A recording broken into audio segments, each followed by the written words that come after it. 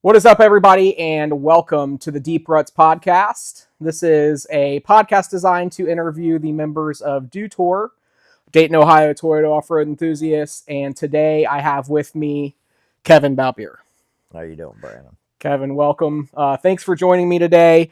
We're going to talk about Kevin's life and the impact that Dotore has not only had on him, but also the impact that we have got from him. So, one of the little traditions that we have here on our show is having a little bit of bourbon while we do this podcast. And today, Kevin has chosen High West Campfire. And if you're not familiar, High West is a blended bourbon, and technically not a bourbon, a blended whiskey, because it's a blend of straight rye whiskey, straight bourbon whiskey, and blended malt Scotch whiskey. This is batch number 23F12. So, very cool bottle, obviously. They do have that old-timey look to them. I like a lot of the High West products, so let's give it a go, Kevin. Cheers, my dude. Cheers. Smells real nice. Tastes real nice.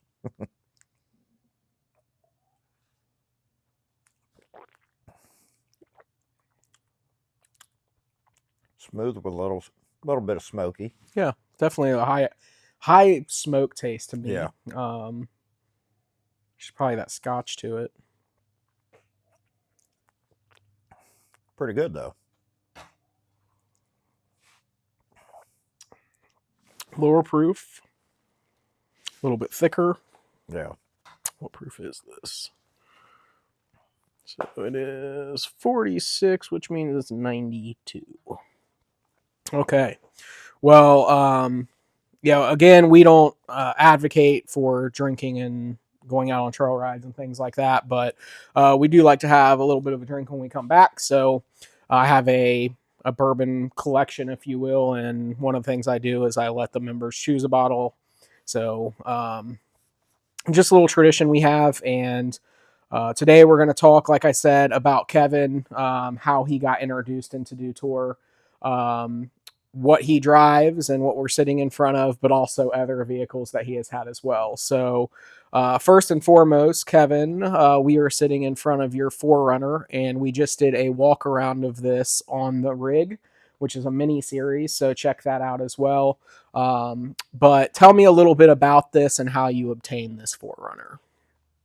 So I had a 2020 Tacoma, and we were out at another member's property, and we were talking about them, and one of our other members was planning on moving due to business. And I heard about this being for sale, so there was no way I was letting that out of my hands. So as soon as we got phone reception, I ended up messaging him and setting something up for that first part of the week, and went and scooped it up. Yep. And that is Justin Phillips. Yes. He's still in the group, actually, but he moved out west for his job. So unfortunately had to let one of his vehicles go. He also had a Land Cruiser, Yes, an 80 series, I think it 80 was. series that Jeff scooped up as well. Okay, yeah. So very awesome to see these vehicles kind of being shared amongst the enthusiasts when it does come time to unfortunately get rid of something.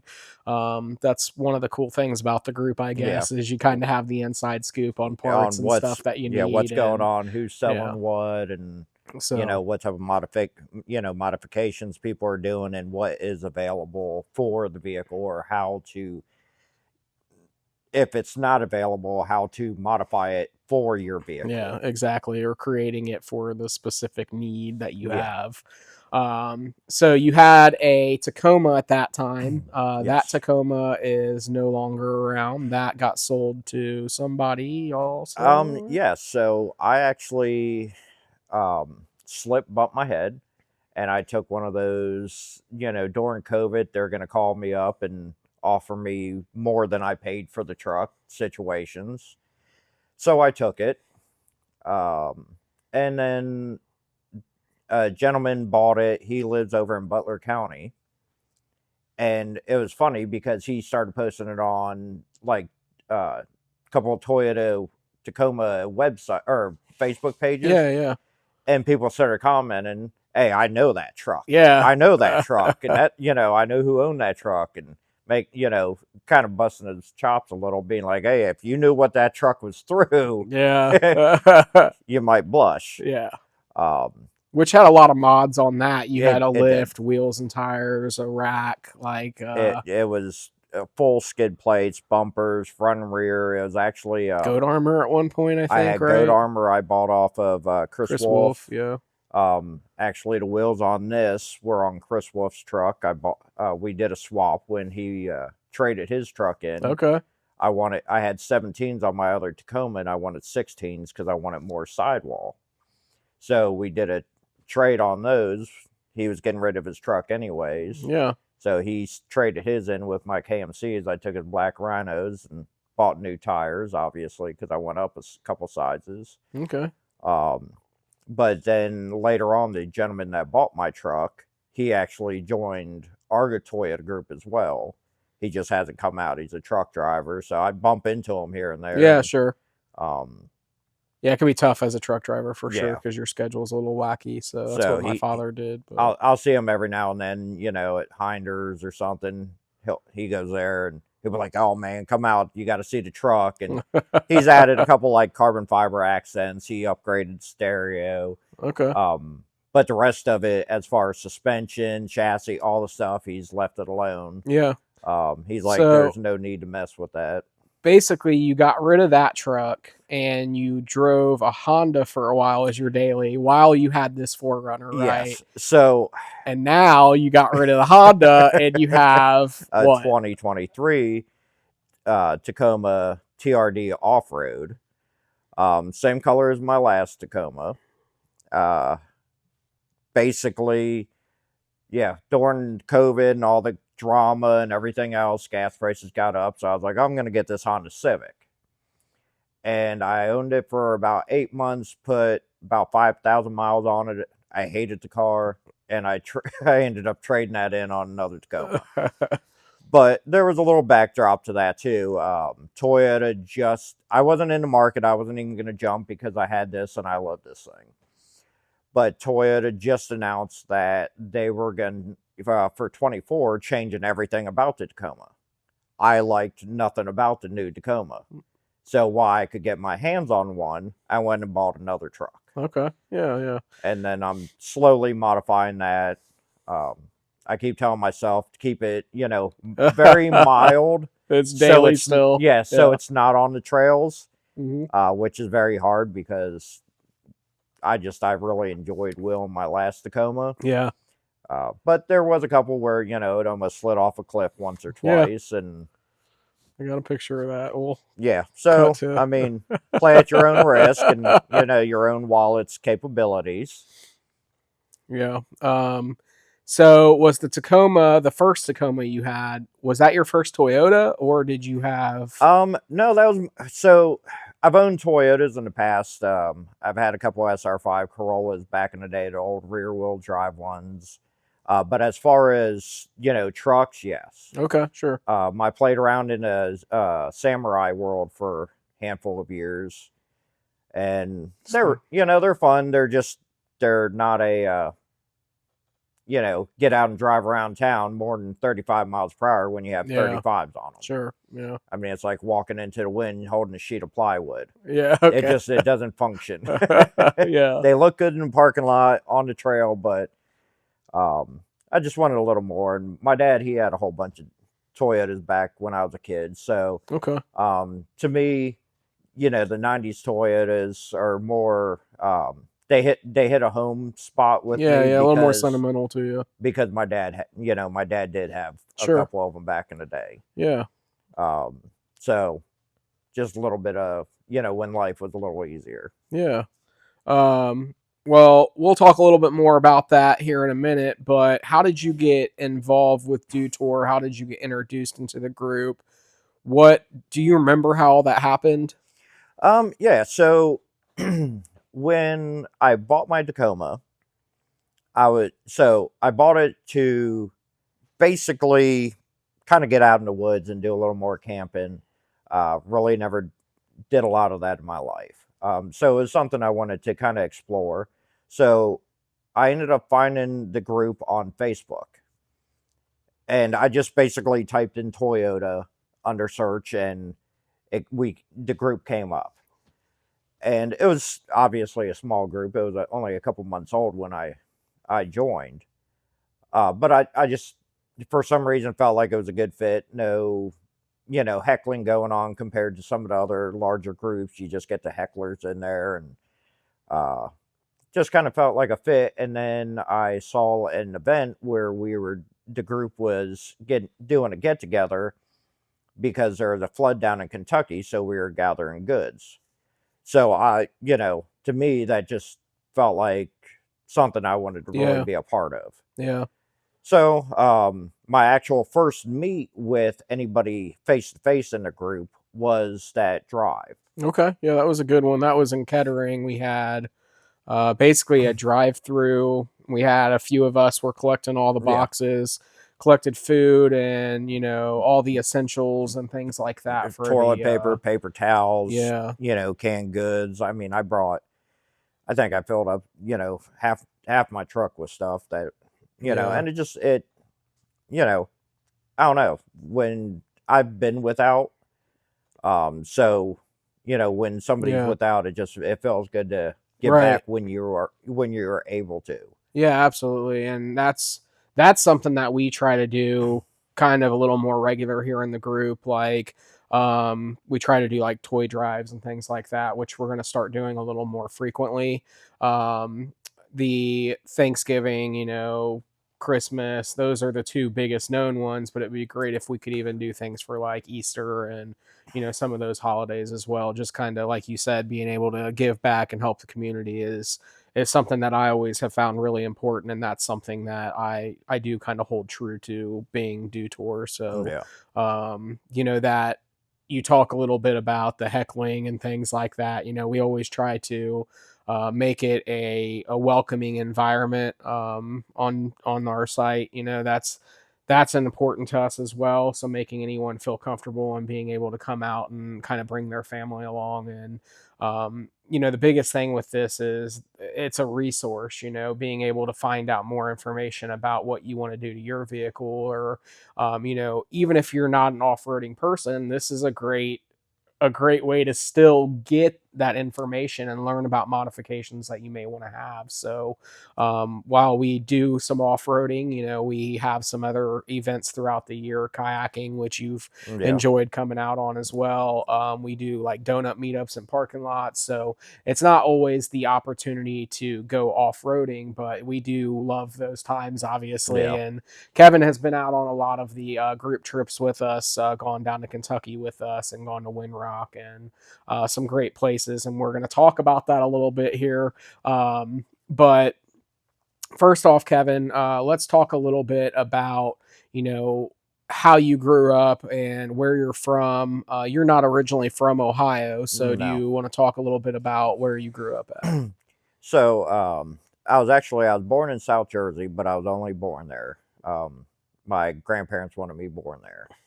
So, but I grew up down in South Florida, Okay. just north of Miami. So, colorful area. Yeah. It's not everything you see on TV and palm trees and whatnot. They're there, but I mean, what you see on TV is normally not what you get. Yeah. I Um, imagine you see a lot of crime and yeah, a lot of that kind of stuff yeah, too. So crime and gang. It was there. I've made a lot of trips to the Keys, so I've driven through Miami a lot, and it is a very cultured area. You got people from all over the Yes. place, and I definitely have gone out of the hotel to get food a couple times and been like, and you this is a and little you sketchy. question where So you're going. Yeah, yeah, but yeah, but I mean, that's life. But I grew up down there.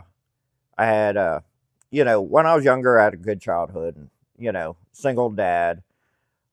We did a lot of, well, when I could, I had cousins that surfed and everything, so we'd do a lot of surfing, snorkeling, stuff like that. sure, that's cool. Skateboarding, riding BMX, stuff like that, and then did that when I was younger. Oh, kind of, our family was close knit when I was young. My grandfather when he passed away. the family dynamic kind Sure. of you knew who was holding the family together. Yeah. Yeah. So life goes on. The family kind of moved away. Cousins started moving. I got older. I moved away. Moved to Virginia for a handful of years. My brother, he was deployed during a Desert Storm and all that. So I moved to Virginia, wanted to get out a little stuff I, shouldn't have been in, but it was a good opportunity to start over. Moved there, helped out with my nieces when he was deployed because obviously he wasn't coming home every night. And my sister in law and my two nieces were there. So I moved up there to kind of be, eyes and ears and a, so to speak, protector and make sure everything was good. And if they Yeah. needed anything, just kind of be there for the family. So I enjoyed that. It was a nice area. Got into a lot of low riders. Did the low rider scene for Complete years. opposite of what we're Complete sitting in front opposite of. of Yeah. this. Yeah, lower to better. Yeah. So, what low riders did you have? Did you have hydros and all Yep. that, or? So I've actually one of my Toyota Corollas. I had two pumps set up in 8 batteries. Golden Date knockoffs on it, and this Yeah. was a '86 Toyota Corolla SR5. Yeah. That's cool. um, I had that. I had a You got couple. pictures of it? Not on me, but I do. Okay, sure. Um, Obviously, then we'll put those in there. Try to link them. Obviously, back in the day when you had Polaroids and regular film. Yeah. Had a couple Buick Regals. I always stayed with the G bodies. It's just kind of my thing. I still love G bodies to this day. Yeah. Oh yeah. It's one of those things. Didn't really grow out of because I still in the back of my head I'm like I'm gonna build another one. Yeah. But I just find living here it's almost not feasible. It just you have a car that you have for a couple months out, and then you're working on the entire winter.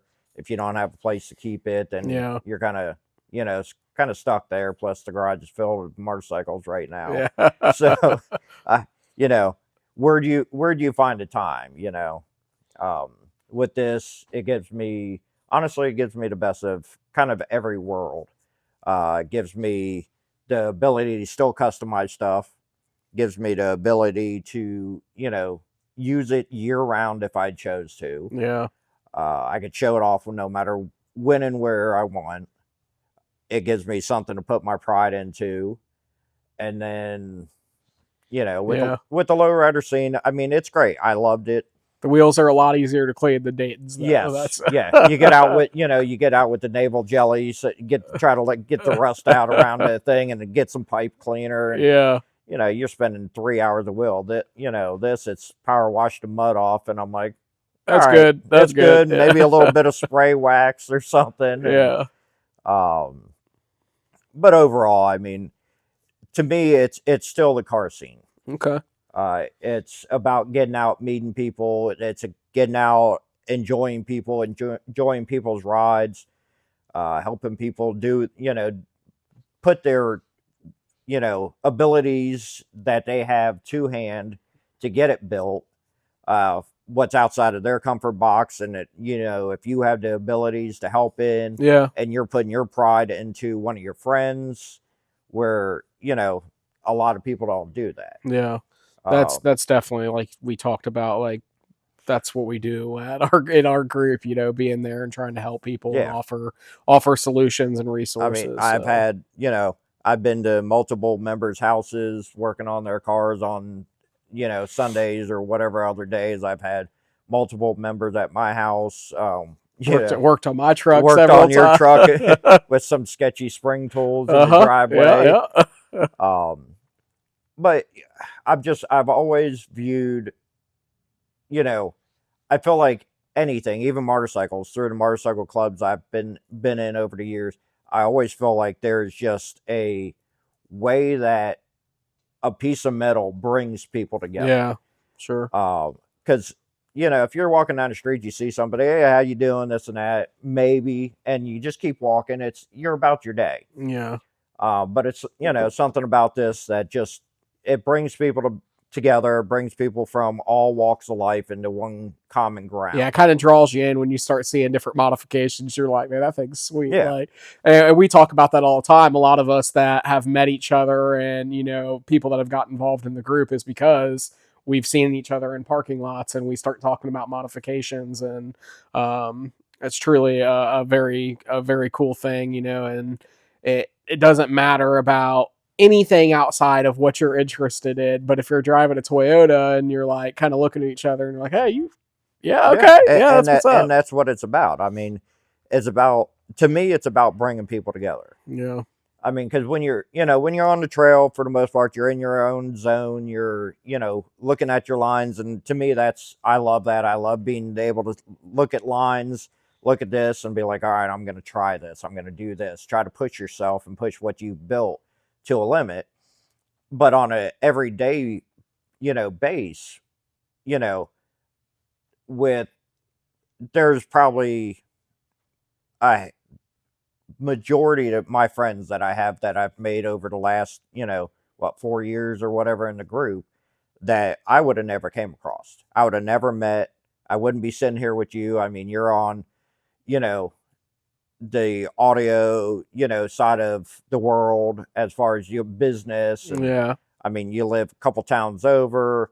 I mean, to you and me just bumping together and be completely like, hey, opposite. what's going on? You Yeah, like bourbon? I yeah, like bourbon. yeah, Would probably never happen right. shy of this group. And I think that's, to me, that's the big part of it. Yeah, the culture and the camaraderie speak loudly for Yeah. sure. Um, well, cool. So, after living in Virginia, did you go back to Florida? Did you go? Did you come Um, to Ohio? Like, what did that look like? no, so I ended up back in Florida. I went through a divorce in Virginia Okay, and ended up back in Florida to kind of recover and regroup my life and, kind of put things back together. And ended up, kind of bouncing around to different parts of Florida. Actually, ended up in South Dakota for a minute. Um, Horrible state. Don't worry about, the mountain. It ain't worth it. Um, but I mean, it's part of my life story. It's who I am today because of decisions I've made. yeah, Um, but no, ended up back down in Florida.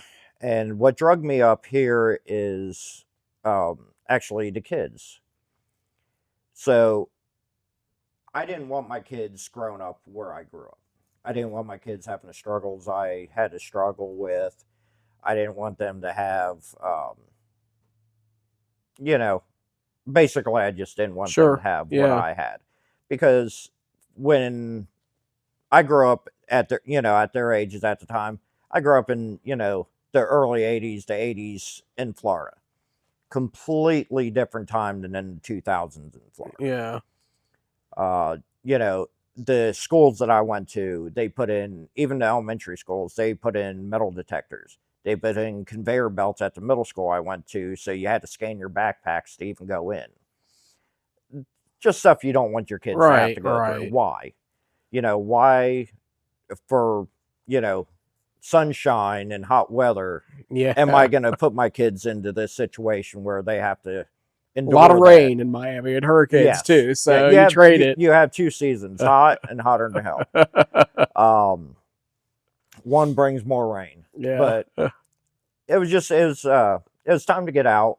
Had an opportunity to move up here with the kids and their mother's family, so we moved up here.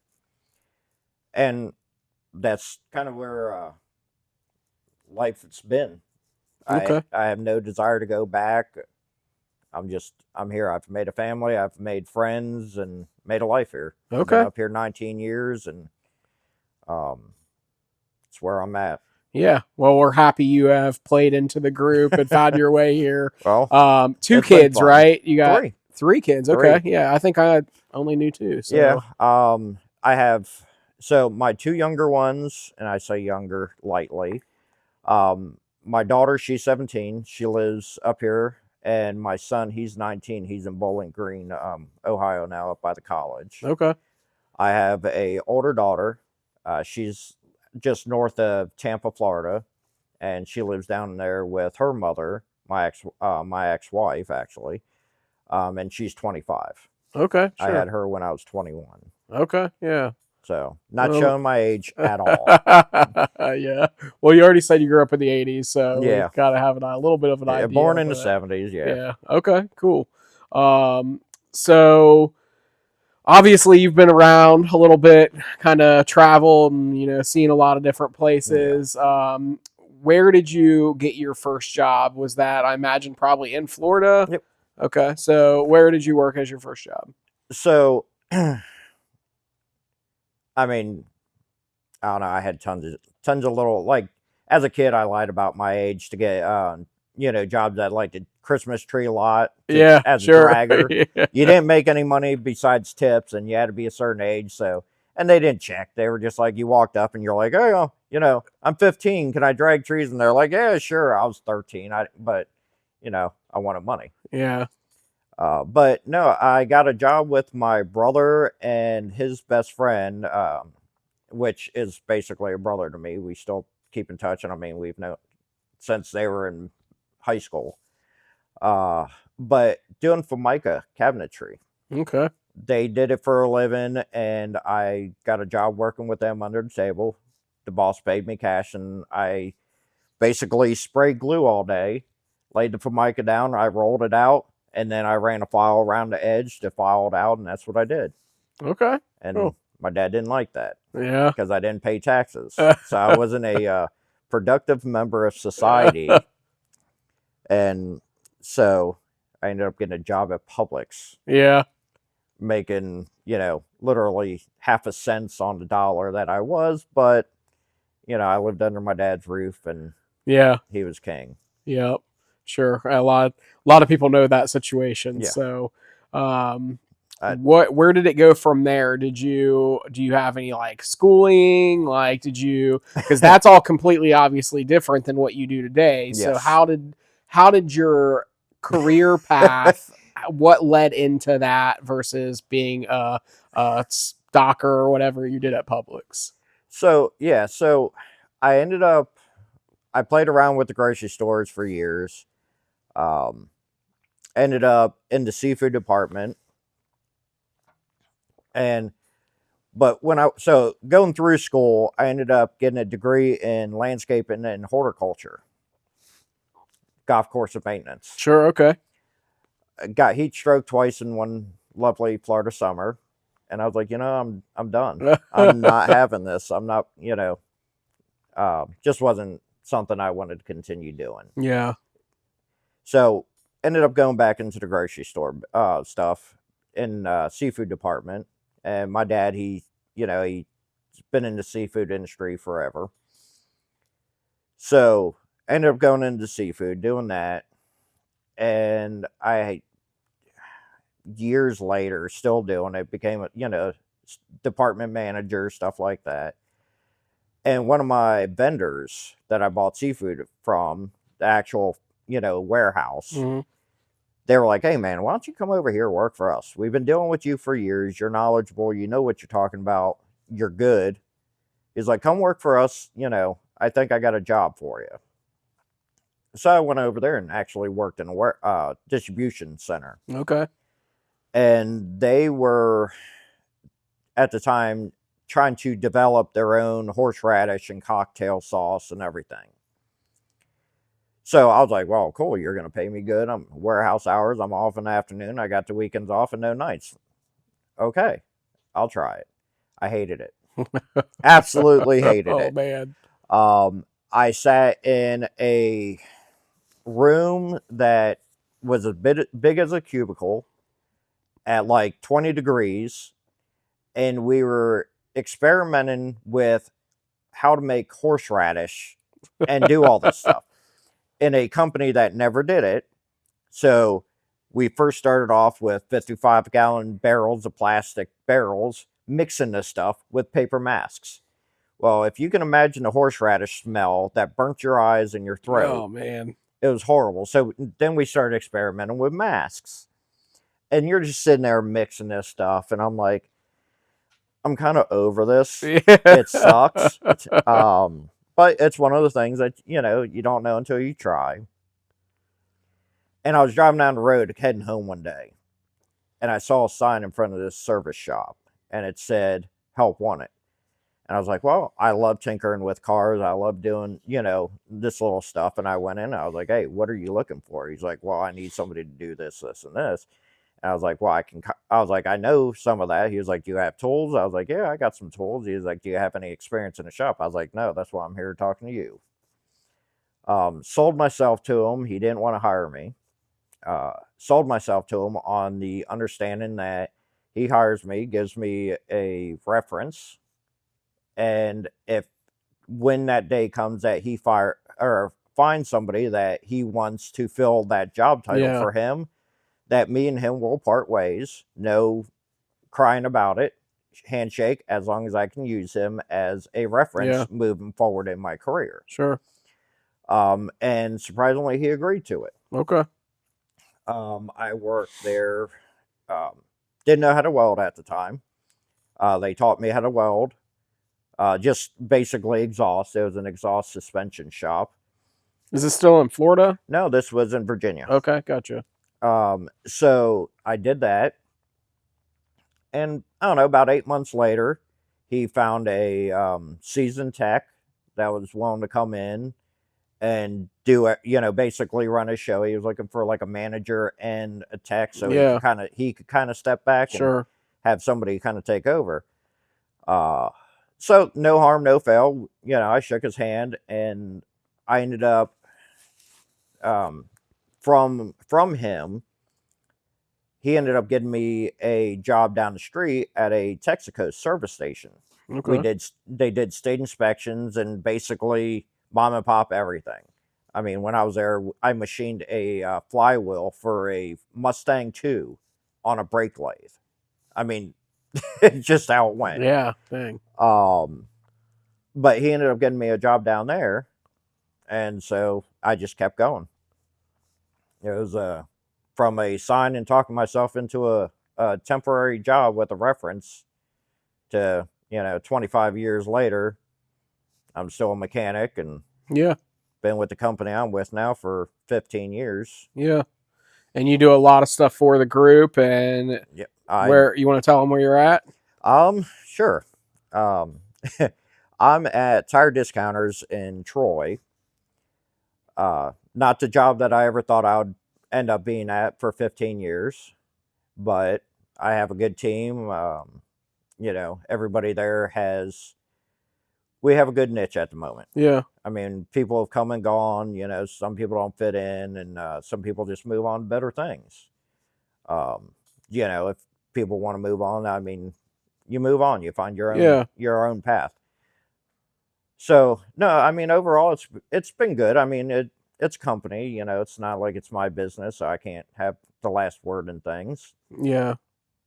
But it has given me the opportunity to pay my bills over the last 15 years, Yeah. Yeah. and be able to play with toys. And I try to give, not on the record, but I try to give members brakes on tires and stuff that they need. Sure. Just kind of like, a thank you, in general. I mean, everybody needs a deal. We try to help our customers out anyways, but Yeah. I mean, I try to do right by our group members as well. Yeah. And Kevin is very skilled, obviously knowledgeable about what he does, and that's why he's been such a valuable asset to not only the group itself, but also to like our trail team. So, outside of our administrative group, we do have like a trail team, which is kind of a loose term that we use, but those are members that help out at events. They're always jumping in if something does occur on the trail, and they're kind of helping out. But Kevin has led a lot of our rides, and he's always been part of our recovery crew.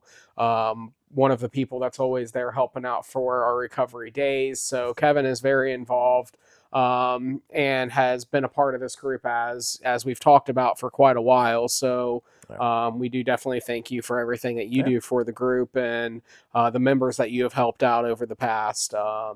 So talking a little bit about your previous life and, growing up and getting into Toyotas and your current career and all that. What are some of your favorite memories growing up, or favorite nostalgia items? Or we talked a little bit about this, Corey and I, on one of the first episodes, and he talked about like the Talk Boy from Home Alone 2 and creepy crawlers, and what kind of stuff like that screams at you when you think about your childhood. I don't know. Childhood, I mean, I was always geeked up on, what skateboard or, my old tracker trucks and stuff like that. I was always big into RCs as a kid, Okay, cool. going to Radio Shack, standing there and looking at stuff I could never have, Yeah. in hopes that, one of my parents would slip bump their head and buy it for me for Christmas.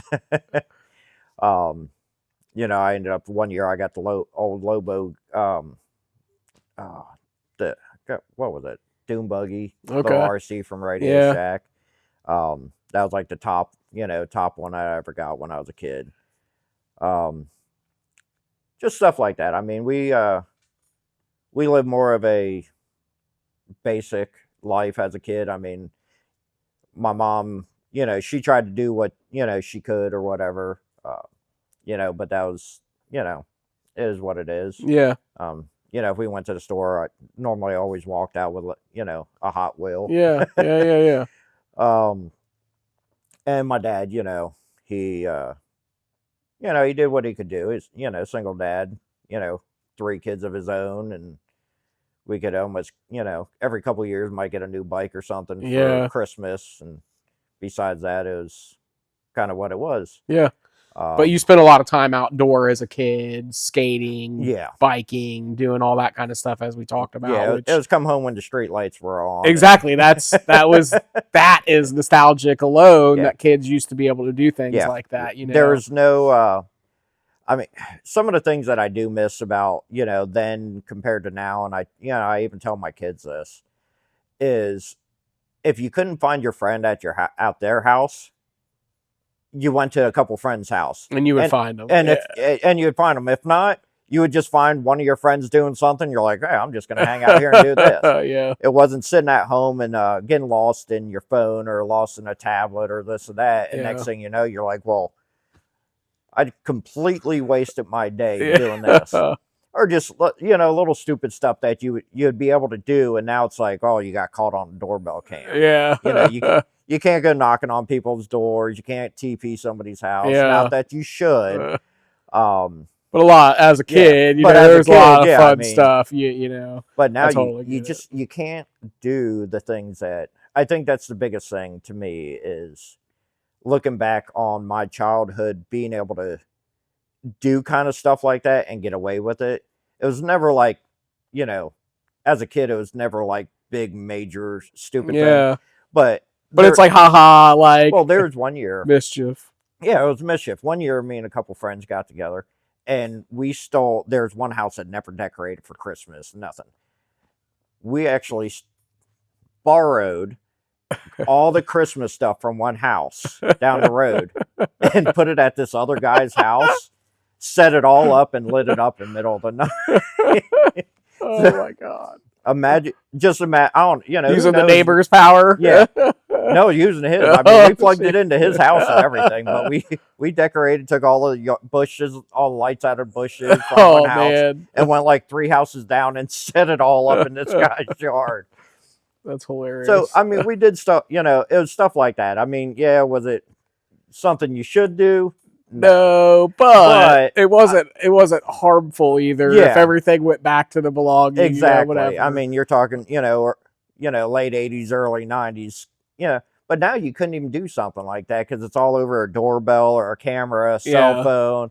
Everybody's so wired that they just want to press charges. So I think that's, to me, it's not so much of any one thing about my childhood.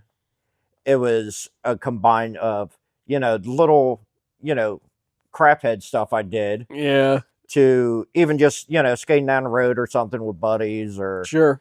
getting in trouble for skating at a bank. Yeah. I mean, it was, to me, that I think that was just, being together with people and stuff that I kind of missed the most. And I went through, stuff like that. And I think that's why I fell into this group so well, is because that brought that back. The or whatever that word. Camaraderie. Yeah, the Yeah, yeah. camaraderie. Of just people having the same interest in the same thing. Yeah. Because for so many years that I just felt like people kind of lost a lot of themselves, in between work and just being locked up and anxieties and what are you going to do next? Where's Yeah. society going to go? Sure. You kind of lose, you lose a little bit of yourself. So I felt like this was good for me as therapy. Yeah. So, speaking about that, and the camaraderie amongst the off-road group and Toyotas and Dotore and all of that, we talked about some of your other hobbies, and obviously you like motorcycles, and you've Yes. been part of different motorcycle clubs and lowriders, and you've built some of those, and you look forward to maybe doing that again in the future. What other hobbies do you have? What other stuff do you like to do away from things with engines? Um, hmm. So, I used to like firearms. I lost them all on a boat. It was a bad boating accident. I don't own any. But I enjoy that. Um, try getting into like target practice and with like bows and everything. Shoulder injury. I still have my bow, but it's one of those things. It's like I wish I could do. Yeah, But my AC and my shoulder just doesn't like that. yeah. Um, I know you obviously like to camp a little bit. I've yeah, come out on I the like to trips. camp. Hiking here and there. I mean, I'm not a big, I've never had, I until now, I've never had a friend group to go hike or anything like that. Uh, so it's something that I'm slowly getting into. I do like camping, just getting out and kind of just chilling, have a fire, have some drinks, and just kind of, you know, you can be yourself. There's no filter, no need to impress anybody, Yeah, no, you're there with friends. right. Yeah, And I think that's a big part of life is just being yourself anymore. yeah, I mean, you I think at a certain point you just get to the point you don't care about if you don't like me, then you don't like me. You don't have to like me. I mean, I'm not laying down in bed with you. yeah. I mean, We're not getting married. yeah, you hop in your car, I'll hop in my car. We'll go other ways. But as far as hobbies, I don't have a huge amount that doesn't fall into something mechanical. Yeah. Uh, You kayak with us some, yeah, so I a lot of I think like anything outdoors related, Yeah. you would probably Yeah. do with us. I mean, me and another member have talked to you a lot about trying to get you to come down and backpack with us a little Yeah. bit prior to one of the rides or Yeah, something, and I and think we'll get you there. Yeah, You'll be actually, there. I would like to. I would like to do that. Now, as far as kayaking, yeah, I do a fair amount of kayaking. I do own two. So I'll get out over by my house over in Tip City, and I'll go from Troy up to Vandalia and hop out, and I'll do that occasionally. Um, so yeah, I always do enjoy kayaking. Yeah. Something I never did growing up or whatever. I mean, I didn't camp. I don't think Sure. I camped ever through my life until I started doing all this. Yeah. Um, Well, on the opposite side of that, then is there. I like this question. I've asked this a couple other people that we've interviewed, but is there a hobby that you wish you had that you don't have? And it could be because maybe your body doesn't allow you to do it. You talked about shoulder injuries. Well, yeah. So, actually, I've always kind of been, honestly, I'm kind of jealous of Jeff for this reason. Like rock climbing. Sure, yeah. It was, I've always, I've seen it and I just, some people say I have a death wish. But I have always seen it as like an adrenaline thing. Yeah. Being able to go out, climb, just you fall, you're getting messed up. Yeah. And being with, some of the injuries that I have, I've fractured my hip once. I've messed up my knees, my shoulders, stuff like that. It's one of those things in my head, I'm like, yeah, I could do that. My body's like, Nah, bro. no, man, Nah. you're good. Don't even do it. Don't attempt it. Sure. I'm going to let you know right now, Yeah. I'm going to break.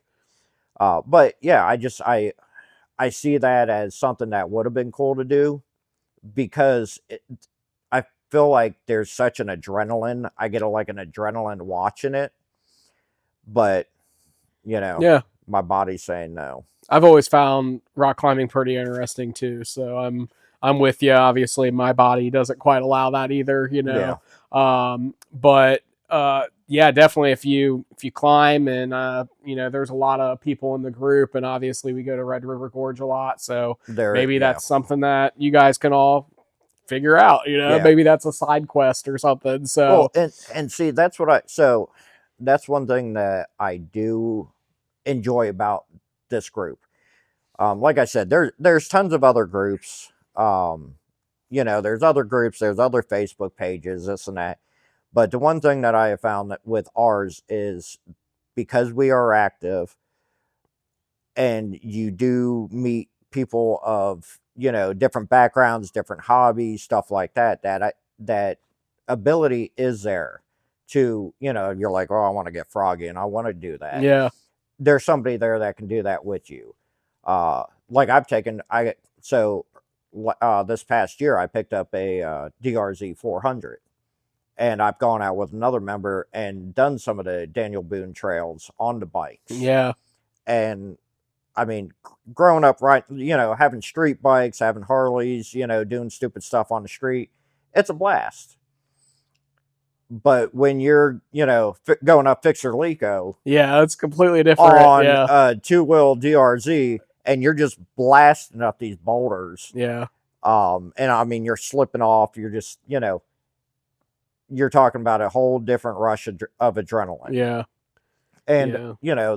and that door's been opened because of this group. Camping for me, has been really opened up, and some of the places that you can go and finding out you can get permits to go camp in different state parks and stuff Sure. like that instead of being on a campground. You go, you file for a permit and then you can go, off-site camping. Yeah. The And that's, dispersed side of everything yeah, for sure. and that's something that I would have never thought was possible, or even honestly ever thought of. So, I mean, I don't know if I have bucket lists, but obviously rock climbing's not there. Skydiving's going to happen once, at least. Okay. It's one of those things that it's going to happen. Okay. Cool. But Detour Parachute Club might have it. So, I mean, a couple of my exes might push me out of playing. So That's fair. That's fair. It really is. But no, I mean, I'm trying to live life anymore to kind of do the things that you want to do instead of worrying about what might hold you back, and just try them. Yeah. I for mean, sure. I would have. You never know unless you do it, right? Yeah, I mean, exactly. And I had mini bikes, some dirt bikes growing up, but you're in sandfields running those still in Florida around neighborhoods getting chased by cops because you're not supposed to be doing it. Yeah. But taking one out in the woods and running it up trails is completely different than what I'm used to. So you step outside the box and go for it. But Yeah. I wouldn't be able to do that without the friend base that I have now. Yeah, that's really cool to think about, like how a lot of those other hobbies have brought people together, outside of Toyotas and off-roading. Yeah. There's a lot of little things that people like, and then they end up becoming friends because of that too. Yeah. So It's a gateway. Yeah, it certainly is. Like It's a gateway drug. Kevin's got a lot of tattoos. I've Yeah. got a few tattoos. That's also one of those things. You start getting a tattoo, that's like a gateway drug, Yep. It So is. it's like the same thing with Toyotas or any of those hobbies that you really get into. Um, you know, you've kind of said, kind of hit the nail on the head with talking a little bit about, um, you know, trying to new things and wanting to pursue passions and just do anything that you're interested in. Disperse camping, that's the thought of overlanding and things like that is partially how I built my truck. Even though I've never really done overlanding, that's something that still interests me, is like going out west and spending a couple weeks and just floating like a feather, man, just kind Yep. of going campsite or park to park or whatever it is. So you said something about a bucket list. What would like an ideal vacation be for you if money wasn't a factor and you could just pack up right now and you were leaving for, a couple weeks? What would you do? And it doesn't have to even be here in the US. It doesn't have to be an expedition in your Forerunner. Whatever it looks like, what would your ideal vacation be? Um, I mean, I have a couple. I've never been in my head, I've never been one to think, I'm going to go abroad. I'm going to go see this. I'm going to go see that. To me, I feel like there's tons of things to see here.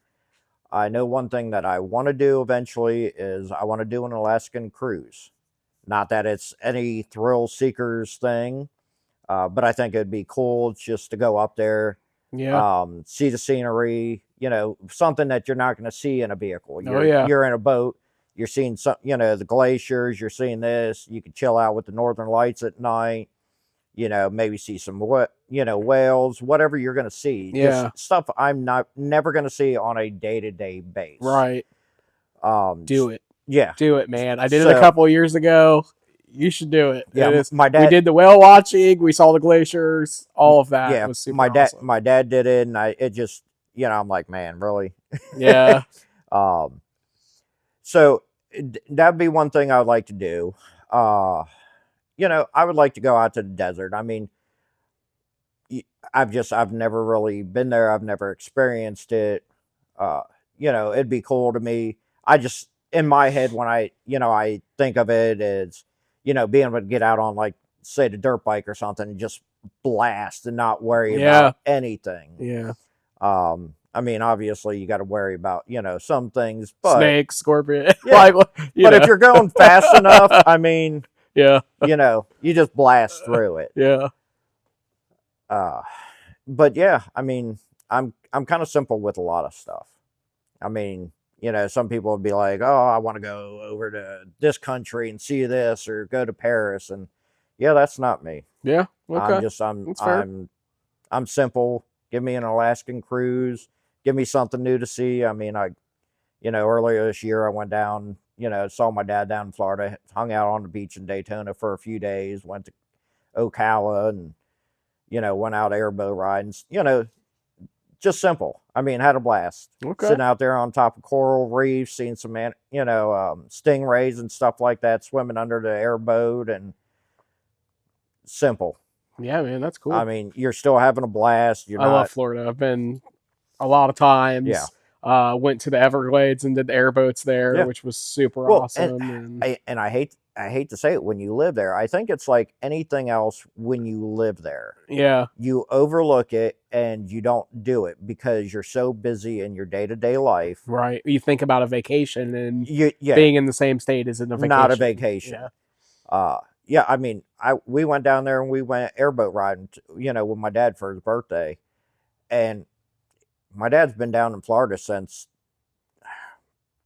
early 70s. Never been out on an airboat. Yeah. He's been out on, like, to Alaska on the snow crab boats and all that, because being in the industry that he's in, he's gone out, so you're talking somebody that's been on commercial crabbers and fishing boats and all this Never stuff. been on the airboat though. He knows all these people. He can go to, the Outer Banks, and he knows all these people from the industry that he's been in for so long, but never been on an airboat in the state that he's lived in. Yeah. I mean, that's wild, man. Yeah, like you say, you don't think about vacation being at home. You want to go somewhere. Yeah. So what does a morning look like for you? I know you have to be at work relatively early. We talked about this a couple of times with other members. The biggest question is coffee or energy drinks. Um, During the summer months, neither. Yeah. I literally wake up about 15 minutes before I have to run out the door. Hopefully, I grab all my stuff and I'm gone. Um, Besides that, during the winter, when I get to work, I'll have normally a small styrofoam cup of horrible coffee. Um, and that's about it. I don't Okay. do energy drinks. Never did. I was just never a fan of them. Okay. So, basically, bourbon, a lot of sweet tea, Yeah. and occasionally, water. Is But that the southern side of it, you think, because of the sweet tea? Did you grow up drinking a lot of tea? no, No. no, I didn't. Actually, I never cared for a lot of tea until I got COVID real bad, and I don't know. It tore me up and changed a lot of things. I can't drink and eat a lot of things to this day. It's been years later. Yeah. Uh, but I was a big Mountain Dew person. I mean, back in the day, if you asked me what my routine was, yeah, Mountain Dew. I woke up, had a 20-ounce Mountain Dew on the way to work, I and had then more when I got and there. then another one when I got Oh there, and that yeah. was through the day. I mean, it was bad. I probably drank a 12-pack a day. Yeah. Water was not a thing, and it was just that's what it was. Yeah. But yeah, now things kind of changed. Picked up sweet tea one day, and now I might as well be Cy or whatever his name is from Duck Dynasty because you don't see Yes. me with I have gallons of it in my fridge. I have gallons of it in my fridge at work. It's Yeah. what it is. Yeah. That's cool. I know a lot of people that like tea are diehard tea people though. Yeah. So, um, okay. So we've talked a lot about your life and hobbies that you have or wish you had. Um, let's talk a little bit more about Dotore and off roading. You talked about your first event being the more of the donation side of things. What was your first off road event with us?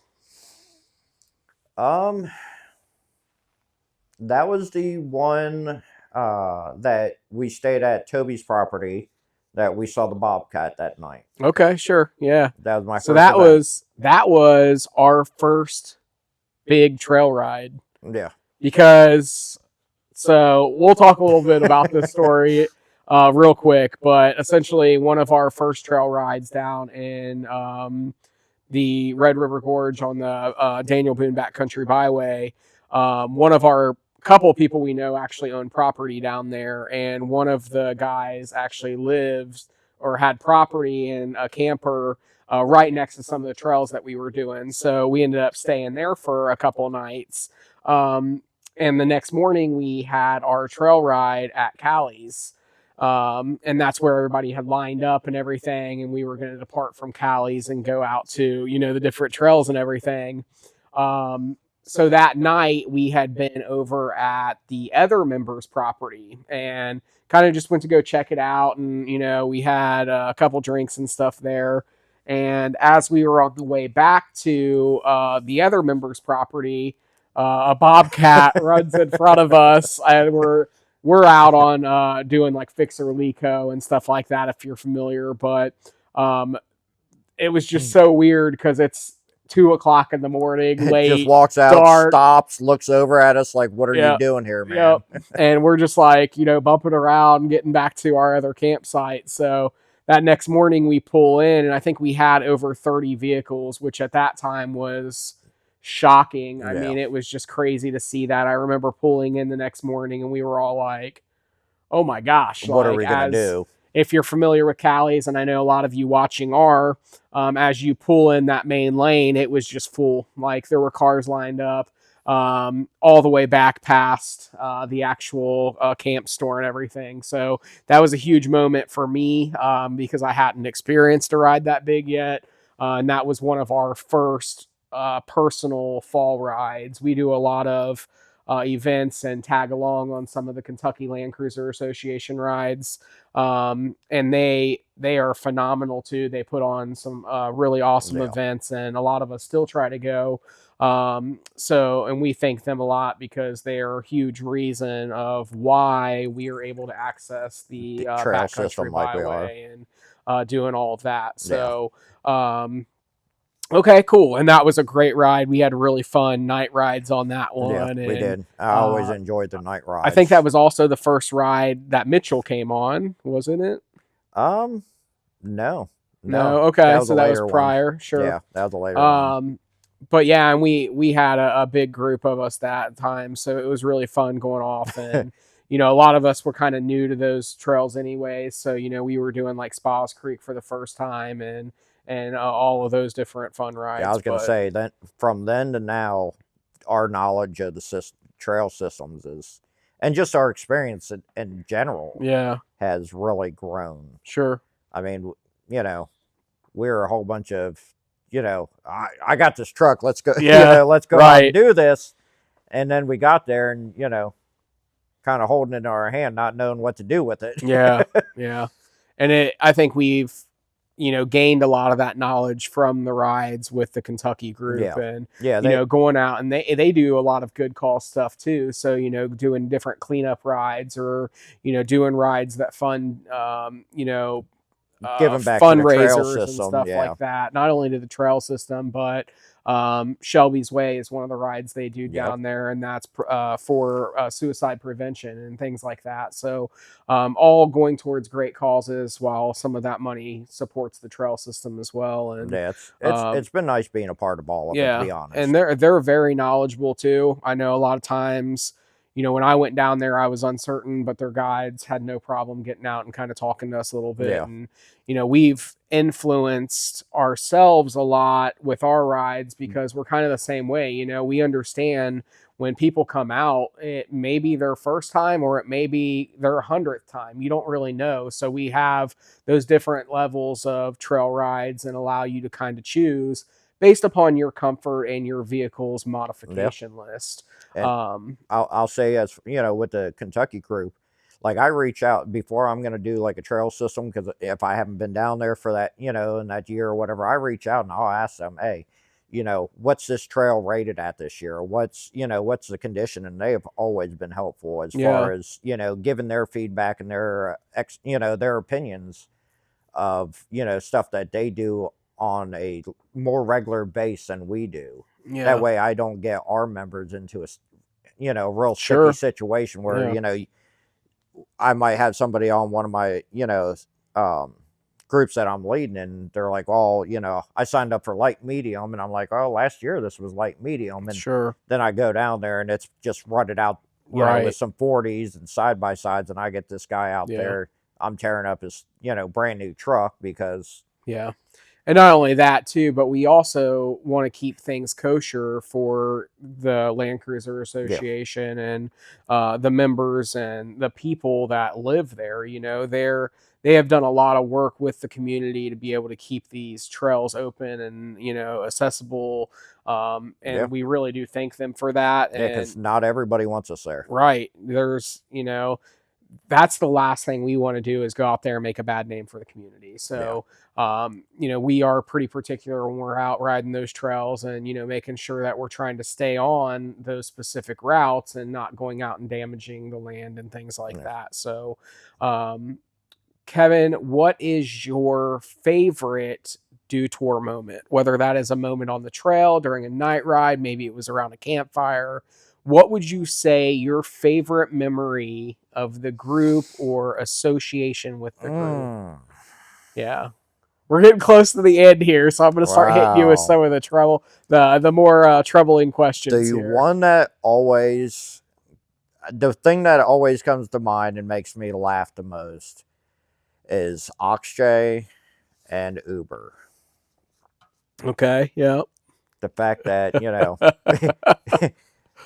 one of our, we had a campfire at a member's house, and it was the night that another member announced that he took a job in Arizona. So It was actually an install party. I'm pretty actually, sure. yeah, actually that I think. started off as I think I was doing Corey. We were doing Corey's bumper that Yeah. day, and then that turned into a campfire, hanging out. People Yeah. came over, stuff like that. Um, but yeah, so he ended up having a little too much celebration of his going away, and the first Uber driver decided they were going to return him. Yeah. We got him an Uber so we could obviously get him home safely. Didn't want him driving. Uh, and we're all sitting around the fire after Akshay leaves, and I notice I think I'm the first person to actually notice, but I'm looking at the side of the house, and I keep seeing like a figure or shadow kind of popping out, and I'm pretty cautious of my surroundings, so I'm always like kind of paying attention. But I was like, "There's somebody over there," and Akshay had on like a raincoat or something Yeah, that night. his Curious George Yeah, raincoat. maybe, yeah. So we see that Akshay is back, and I'm like, dude, how'd you what happened? And he had a very difficult time explaining that to us. I don't want to talk about all that, but essentially what happened was the Uber driver said he was too drunk. I had to bring him back. So we ended up getting him another driver, which had to be a Lyft because Uber would not pick him up again. So we tried to get him a lift home, and they came and denied him as well. So we ended up taking him home. But the long story short of that is a fun story Yep. nonetheless. We had a great night, and we've had a lot of those small install parties hanging out with just Yeah. our trail team or our admin group or whatever it is, but just kind of hanging out and having fun, helping each other with the vehicles and stuff like we talked about. Yeah. So I mean, so, some of it, like, is on, on the trails, having fun, this and that, or, but some of it's just getting together, and, somebody needs something installed on their car, and we're like, yeah, let's go. A handful of us go out, work on it or have an install party, and, just people getting together doing, I doing remember what they enjoy. one of the first ones I think was the rear diff breathers. We all put rear Oh, diff breathers. There were yeah. like 6 of us. We're all just like, and that's not something that's extremely hard to do, and especially if you have all the right stuff. But we were just out there, helping each other install them, and handing, even if it's a screwdriver, just being there to hand a screwdriver over. So Doing Mark's bed rack, that was, yeah. hey, where's this one go? Hold on, where's this screw? Yeah. Trying to figure stuff out. Yeah, it's been a lot of fun times. It's been great, obviously, having you along, seeing this on the trail, but also seeing your Tacomas on the trail as well. But we're looking forward to the future and, more things that are coming along.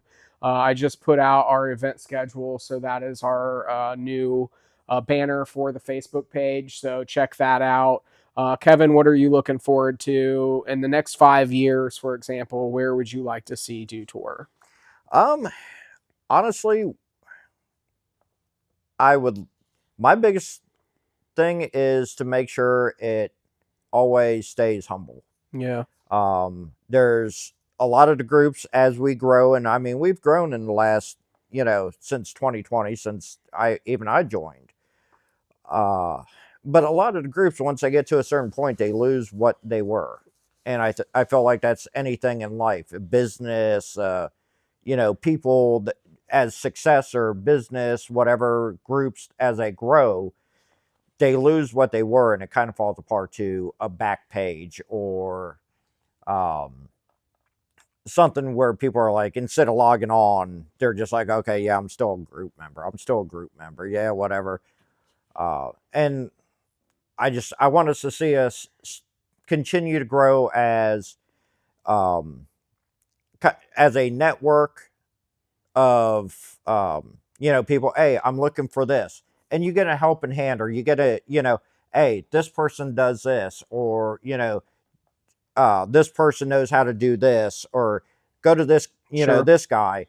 I need somebody for electrical work. Yeah, instead of being being somewhere where you're just plugging yourself. Sure. But to advance our group to, off-road experiences, to every trip that we do, I can better myself on what my capabilities are and my knowledge, so I can pass it on to, a guy that's coming into the group or a woman that's coming into the group that doesn't have that experience. I can be Sure. like, oh, hey, you want to kind of look for this, but still give them the leeway to learn, uh, where they're not feeling like we're just saying, hey, this is where you need to go. Yeah. Stay on that line. Do Yeah. that line.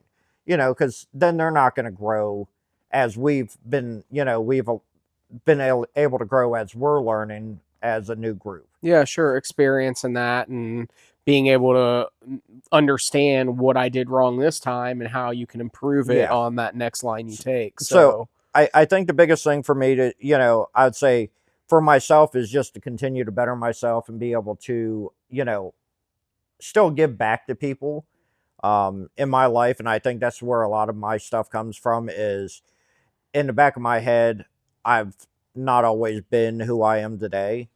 So I feel like the more I give back or the more that I can help people, in my mind kind of, is me slowly making up for some of the mistakes I've made in my life. sure. Yeah. Uh, and I think as far as a group, I would still love to see this thing in 5 years feel like a new group, but not be a new group, if that makes sense. Okay. Like you look at some of the, the other groups out there as they've grown, especially, some of the ones that are more of a Facebook oriented group. And I know we have a lot of members that are not as hands on because they don't want to off road their trucks and this and that. And that's more power to them. I get what they cost. I get what you have in. I mean, even my Tacomas. I mean, Sure. I don't want to off road my Tacoma because I do have a lot of money in it. Yeah. Well, not only that, but we know what it takes to clean them, and yeah, exactly, and obviously to upkeep them. You know, Yeah. that's a pretty big thing too. Yeah, and I mean that's why I love this. I mean, granted, I do have way too much money in this, but it is something that I don't cry as hard over if I put a scratch in it, because it tells a story. This is from spas when I went off trail and I Yeah. hit a rock. I mean, my taillight dents when I was at Windrock. Yeah. But that's why I always encourage people, like new members that I've invited into the group, this and that. If you don't want to off-road your truck, don't off-road your truck. Yeah. I don't want to push you, but come camping with us. Yeah. Come camping, come down Hang Red out, River Gorge, ride hang with out. somebody. Right, yeah, You know, ride with somebody. A lot of times or, there's an open seat in another vehicle. And if you are new to it and you do want to off road and you're like afraid to break something, we will make it happen. I mean, I broke an axle on the trail and Kevin jumped right in there to help me. I was going to say, I think I'm like 7-8 axles in on a trail. Yeah. I mean, I've done 2 at campsites. I've done you a and Jeremy on, for sure have done a lot of stuff to help out members. When this thing blew the radiator at Windrock, I mean, Jeremy's out there. Everybody was with finding the creek and filling up the radiator with water bottles. And I am really looking forward to our next Windrock trip. Am I, because I missed the last one, so I'm excited to be able to get back out there. And I know there's another fun story that we'll save for another episode, but we were trying to get out to the flats, I believe, right? And we were trying to get out there for sunset, and Kevin was trying to meet up with us because he was off on a different trail first part of the day. Oh God, that was the first one. We were like, 12 more minutes, 15 more minutes, and it just kept getting longer. Something kept happening. Ended up, Jeff got stuck. I ended up on a, what was it, a red trail or a black trail or whatever that I shouldn't have even been on. But I'm on it by myself, pitch black. It was like 10 o'clock at night. Yeah. I had a side-by-side come, and he's like, what are you doing out here? Yeah, you should not be out here on no 33s. He was like, this is like 40s and above. But yeah, I was trying to meet up with you guys for sunset, and it went south. But you know, it's the story. Exactly. It's the story. We all ended up meeting up. Surprisingly, you guys ended up getting to town, and I ended up catching up with you guys. We went to Waffle House, Yeah. and I spent the rest of the night bleeding my brakes because I lost my brakes that night. And Oh man, um, had a lot of fun times, yeah, nonetheless. and So it's and that's what I tell people. I mean, you don't have to off road your truck. Sometimes it's just about coming out to the campfire, hanging out, and even if you don't have that urge to say, I want to even be a passenger and go off road, you can go hike. There's yeah, so many beautiful things at Red River Gorge that even us as a group drive by. And I used to go down there a lot on motorcycle trips. So, I mean, I didn't see the trails. I did all those other things. So, there's so many things that you can do during the day while we're off goofing around, breaking our expensive toys. You got the underground kayaking, which I love. I mean, I've driven down there on a Sunday to go do. I don't know if you've ever done I it. haven't done that, no, but I've seen the I ads and stuff I for love it. it. I mean, I've done it probably a good 10 times in the last, 5 years. Just it's great. I love to do it. So there are other things. There's kids are things for kids to do around there. So don't feel.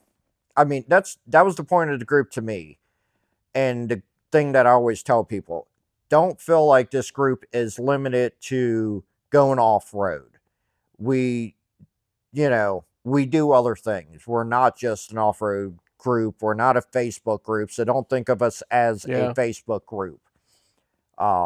And a lot of you guys know that that's one thing I've argued over the years that, if you're a new member, we're not a Facebook group. We're a family. At the end of the day, we're a family.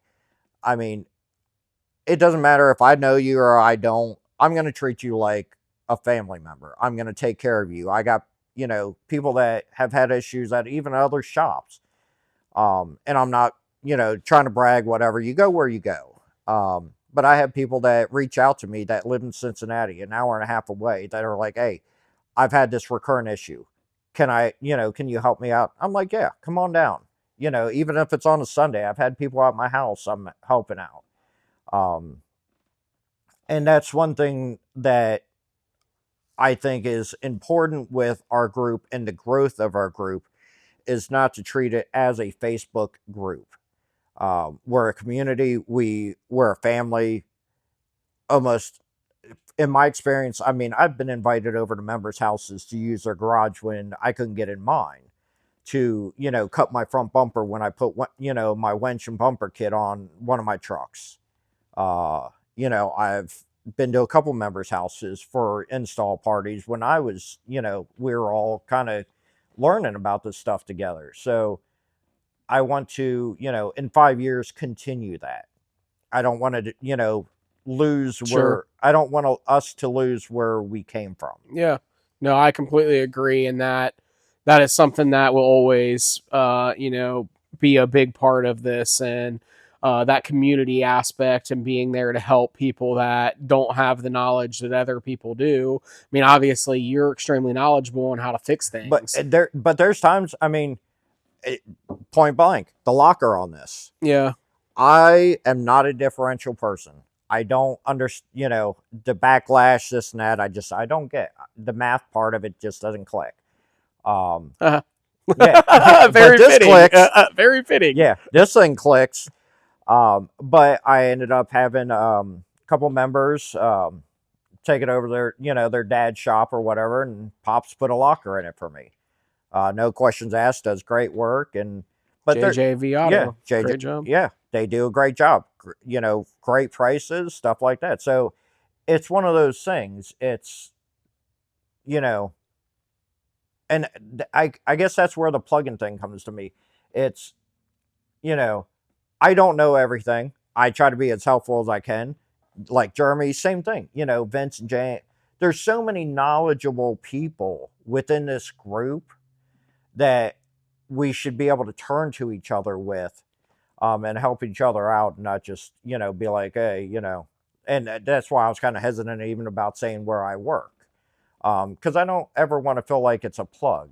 Yeah. I want you to be like, hey, I can reach out to Kevin. I want to be like, hey, I got this question that I might not know about, this, or, and I'd be like, hey, hey, I can reach out to Brandon for, a wedding party, or he's got, experience in this if I'm having issues with this. It's not about just off-roading to me. It's about Yeah. a community.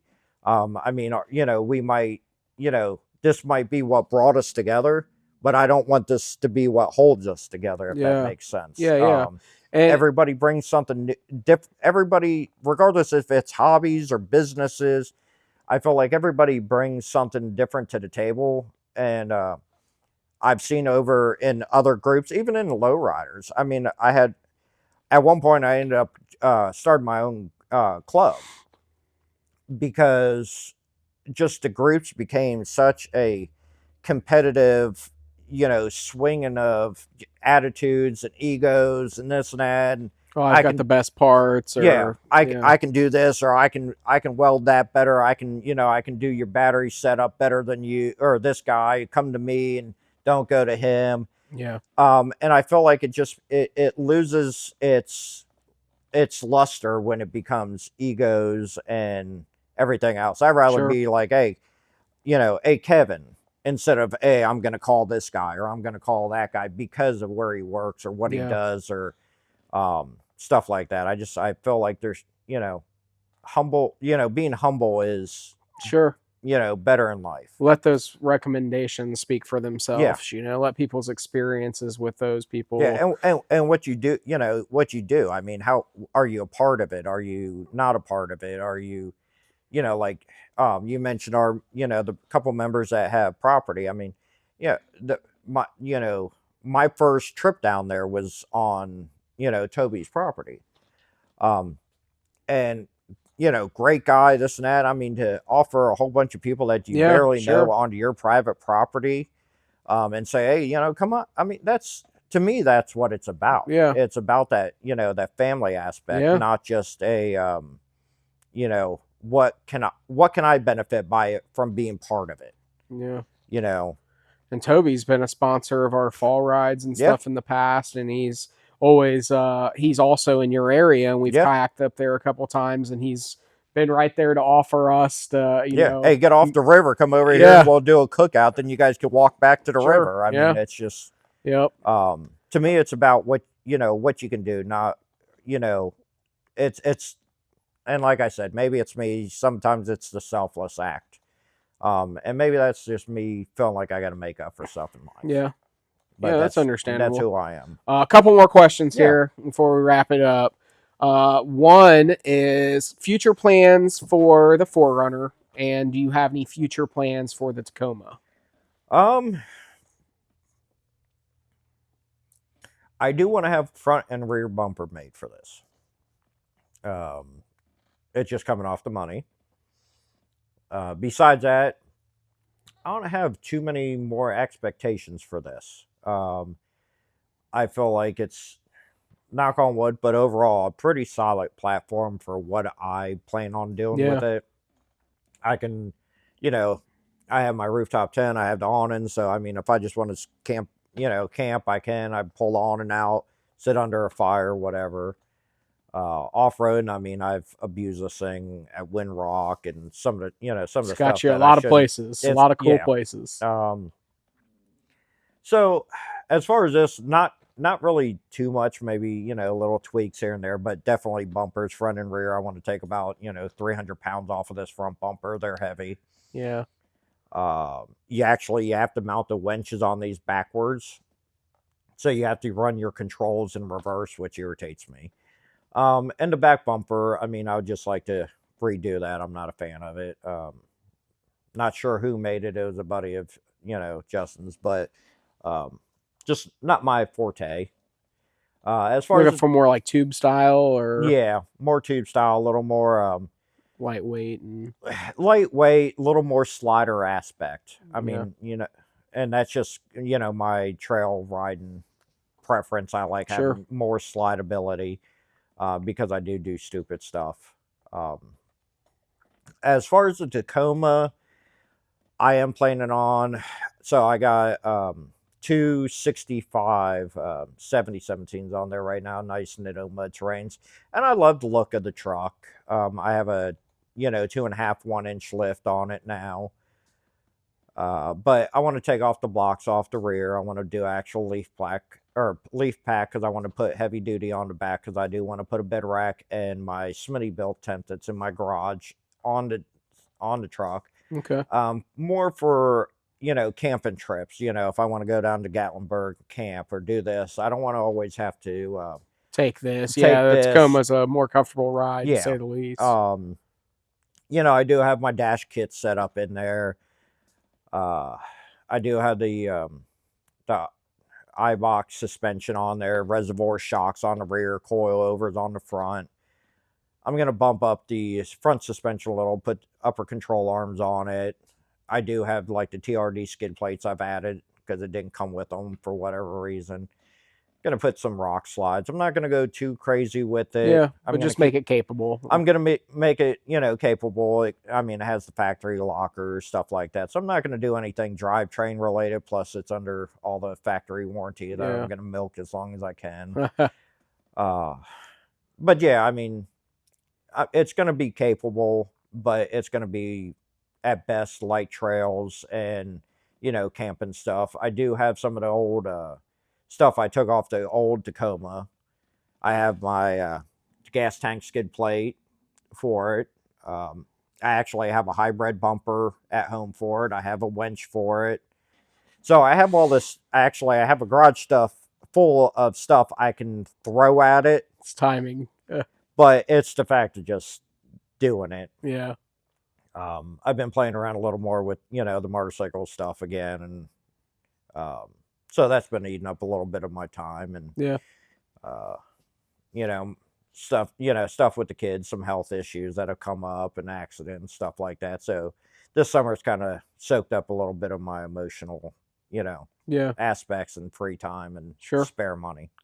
Okay, last question before we end this. What is, or rather, who is the biggest impact on your life?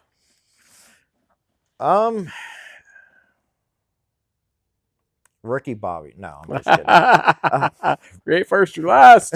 Oh, I don't know what to do. Honestly, I would say in my youth, nobody. I was in my youth, kind of nobody. I had a very, felt like my dad was pretty strict, stuff like that, and always hard on me. Obviously, we never understand that growing up. My brother was kind of always there for me, when through those years.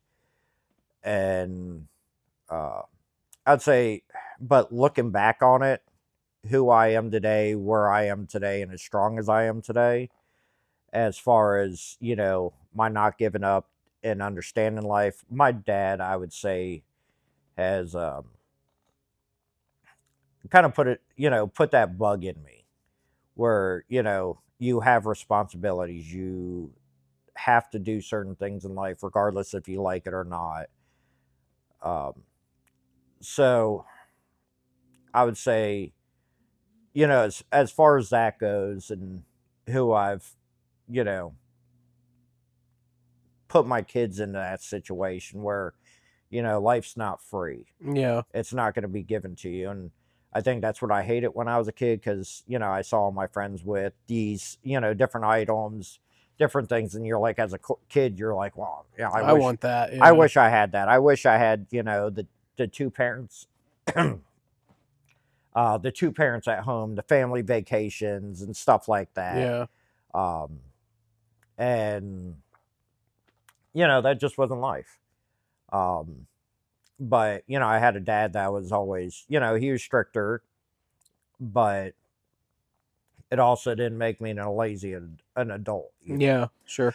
So at the time you didn't realize it, but obviously looking back, you realize, you have to be that person sometimes as a parent, and you are that dad now too. I'm sure on your kids, you're always pushing them to try to make something of themselves. And there was a point my kids, at one point or another, all my kids were like, screw you, Dad. I don't love you. I don't like you, this and that. and I think that's part of being a parent. Yeah, tough love a little Yeah, bit. especially being a dad, you're a little more the hard side of it. Um, but whenever push comes to shove or something gets bad, I mean, I think the kids, even myself, have always realized that, hey, I'm pretty down on the ground. All right, hey, dad's got me. This past year, my son, he was in a pretty bad situation, pretty bad motorcycle accident, actually broke his back. Um, and, I'm, no hesitation, um, that's just, I feel like that's what my dad gave me. Yeah. It wasn't about, what he gave me, Physical belongings, yeah, but it yeah, was that unconditional love. yeah. When, Yeah. you might not see him there, but he's there. Yeah. And I think that's what that's what I look at now. Okay. Yeah. It's one of those things like my kids don't see me there, but at the end of the day, I'm there. I'm making sure it's happening, even behind, so, I would have to go that route with my dad because he gave me that ability to see that ability. Okay. Cool. All right. Well, I appreciate you taking the time Yeah. and coming and joining us, and obviously being a part of our trail team. Helping out as much as you do. Thank you so much for that, and it's been fun having you along. And I'm looking forward to the future, Yeah. and having I you look there for forward those to it. events too. So, but And if anybody thinks I'm a bumbling idiot, I am. But deal with it because I'll fix your damn truck. all right. So until next time, guys, just remember don't detour. So Thank take you. care.